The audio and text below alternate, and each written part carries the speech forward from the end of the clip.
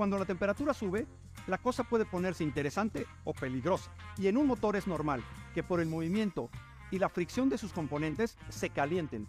Para que entiendas muy bien cómo funciona, preparamos esta lección, en donde también aprenderás qué piezas lo componen, así como las fallas más comunes y sus soluciones.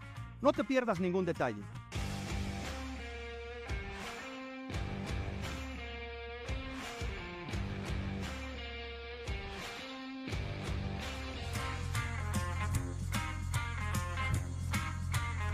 Entonces, cuando el motor se enciende, automáticamente sube la temperatura por su fricción, el movimiento de los componentes y las explosiones de la combustión.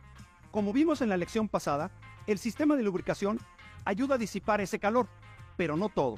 Por eso existe el sistema de enfriamiento o Car Cooling System, que no es otra cosa que sacar el exceso de calor del motor o de moderar su temperatura.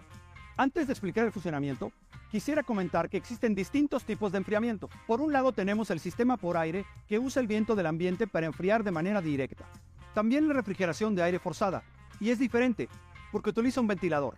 Ambos sistemas los encontramos en algunas motocicletas. Otro tipo de enfriamiento es a través de líquido en circuito cerrado. Es el que usan los autos comerciales y del que hablaremos hoy. Además, hay ciertos valores específicos de temperatura en los que tendrá que trabajar el motor.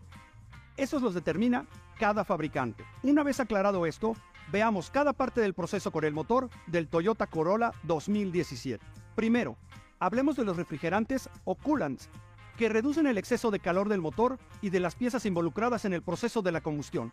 También es común usar los anticongelantes o antifreeze, que tienen la misma función, pero son más resistentes al frío. Para saber cuál le conviene más a tu auto, revisa las recomendaciones del fabricante. Bien, entonces, el anticongelante pasará el bloque del motor y circulará por unas cavidades conocidas como cámaras de agua. También hace contacto con las camisas de los cilindros, o cylinders liner, que se encuentran alrededor de ellos.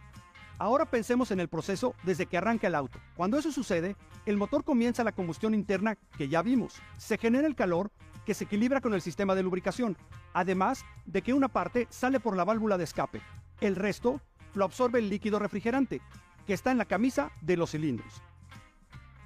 Entonces, en la etapa inicial, el anticongelante debe quedarse en el engine block para que alcance la temperatura normal de su funcionamiento.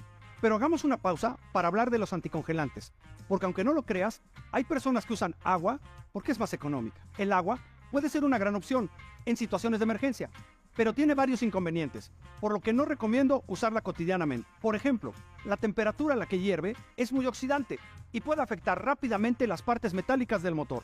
Además, por su naturaleza, si el agua alcanza temperaturas bajas, se solidifica, y eso eventualmente puede romper los conductos por los que circula. La diferencia con los líquidos refrigerantes es que estos utilizan productos químicos que ayudan a disminuir el punto de congelación, a aumentar la temperatura de ebullición y a evitar la corrosión de las piezas metálicas por donde pasa. Recomiendo especialmente los anticongelantes orgánicos porque tienen más durabilidad, duplican las millas y protegen mejor los materiales. Eso sí, nunca mezcles orgánicos con inorgánicos, porque tienen naturalezas distintas, y es recomendable cambiar el anticongelante cada 2 años, o 25,000 millas, aproximadamente. Muy bien, ahora sigamos con el proceso de enfriamiento. Nos quedamos en que el anticongelante circulaba por el engine block. Después, pasa por todas las cavidades, porque la bomba de agua o water pump hace circular el líquido a todos los lados necesarios para que absorba el calor. La bomba está sincronizada al motor. Entonces, mientras más rápido gira el cigüeñal, mayor será la velocidad con la que circula el anticongelante, y por lo tanto, más rápido se eliminará el calor. A esa bomba de agua la impulsa el mismo motor, a través de esta banda, ya que está montada en el engine block, y esta banda hace girar a la bomba, para hacer circular el anticongelante. Además, el interior de la bomba también está formada por una serie de elementos que mueven el líquido, y evitan que haya fugas. Entonces, en condiciones normales, el anticongelante se queda en el engine block, lo que evita que este líquido salga hacia otras partes que no queremos, gracias a una pieza clave que se llama termostato o termostat. De hecho, hay una temperatura a la que es normal que trabaje, que es aproximadamente a los 180 grados Fahrenheit, o sea, 90 grados centígrados. Estos parámetros varían de acuerdo al fabricante, aunque estos son los parámetros que encontrarás normalmente. Entonces, el termostato es como una válvula mecánica que se abre o cierra de acuerdo a esta temperatura. Cuando está normal, permanece cerrado. Cuando está muy caliente, se abre y deja pasar el anticongelante a través de una manguera hacia el radiador o radiator, del que hablaremos ahora. Porque llega un momento en el que el líquido empieza a calentarse tanto que debe salir. Y es común que el termostato falle. Una vez llegó al taller un cliente con un problema en su termostato. Me di cuenta de que no funcionaba, porque había una diferencia considerable entre la temperatura de la manguera superior, que es la que está conectada al termostato, y la manguera inferior. Afortunadamente, no fue un problema grave. Solo tuve que cambiar el termostato, porque cuando falla, no hay mucho más que hacer. Como profesional de la mecánica, recuerda revisar muy bien cada componente para detectar en dónde está el problema.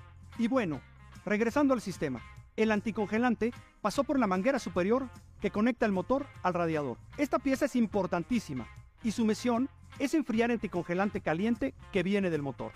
De esa manera, sale el coolant por la manguera inferior del radiador a menor temperatura. Todo es de aluminio, debido a su conductividad.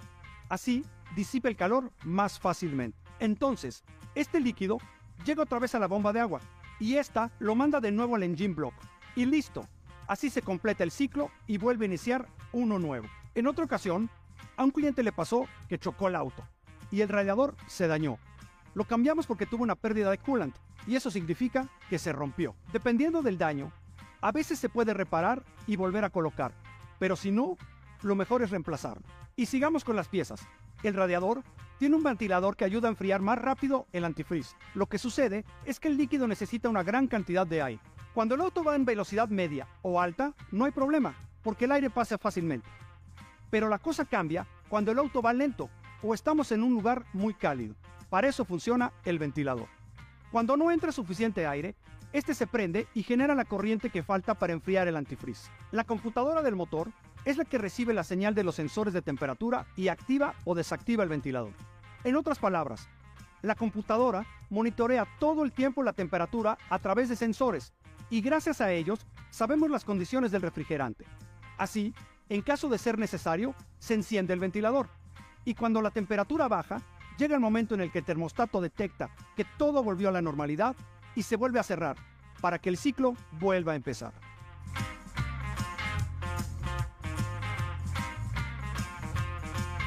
Una de las fallas más comunes de este sistema son las fugas de coolant. Mucha gente se da cuenta de que algo anda mal hasta que mueve su auto y encuentra una mancha líquida debajo de él. Esto puede ser aceite o coolant, pero es muy fácil diferenciarlos, porque el segundo suele tener un color verdoso, azulado o rosáceo. En cualquier caso, hay que revisar todo el sistema de enfriamiento para detectar en dónde está la fuga. Generalmente, alguna manguera está dañada, así que hay que cambiar.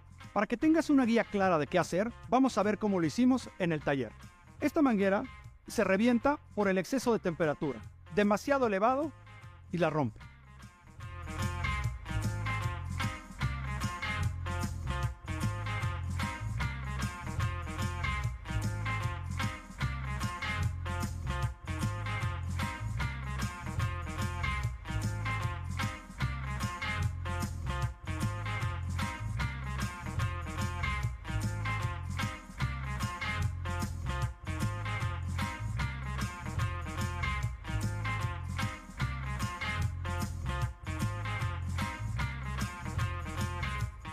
La bomba de agua también se puede dañar y es muy sabido que si eso pasa, es muy ruidosa.